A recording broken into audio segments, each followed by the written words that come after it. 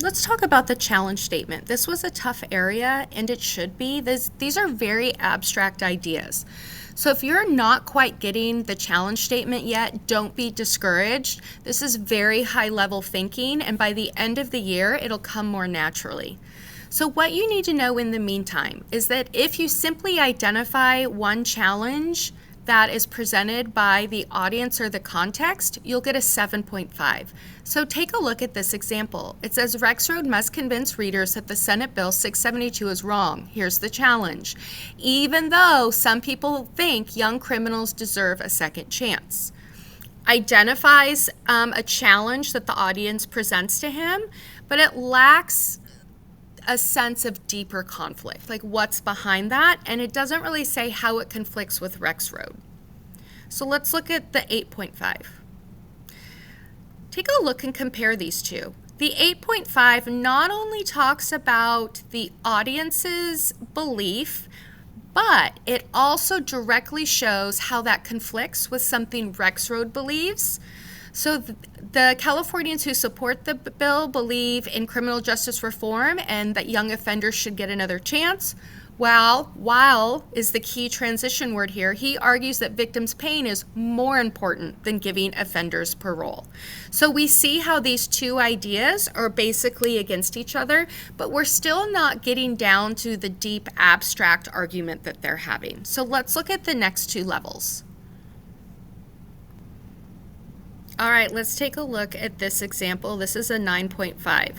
Rexroad must persuade an audience that often supports prison reform and trusts scientific research on brain development that favors second chances. So that is telling us about their values and their beliefs in a little bit more of a dynamic way. They support prison reform, which we talked about, but they trust this scientific evidence. So this core belief that they have about reforming prison sentences for young offenders is based on their trust of scientific research.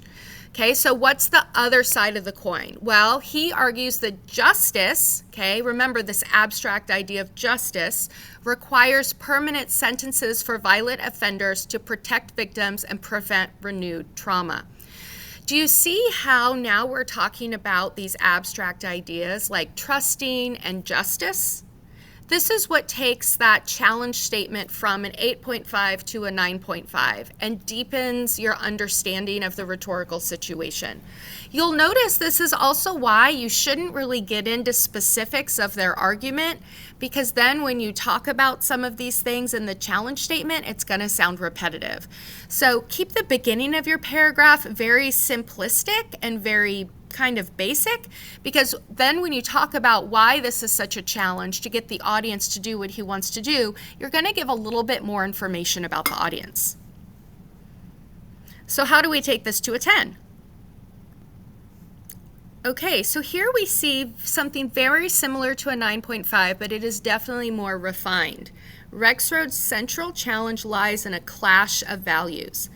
I'm thinking if you want to remember that sentence, you could always think to yourself, the speaker's central challenge lies in a clash of clans. I mean values, right? Maybe that'll help you remember it. He speaks to Californians influenced by statewide reform movement and research on young adult brain development who see justice as mercy and rehabilitation. So their definition of justice is being merciful and providing opportunities for rehabilitation. Well, that conflicts with how he defines justice as permanent accountability and closure for victims. It's more fully developed, it's precise, and it's a little bit more layered than the 9.5.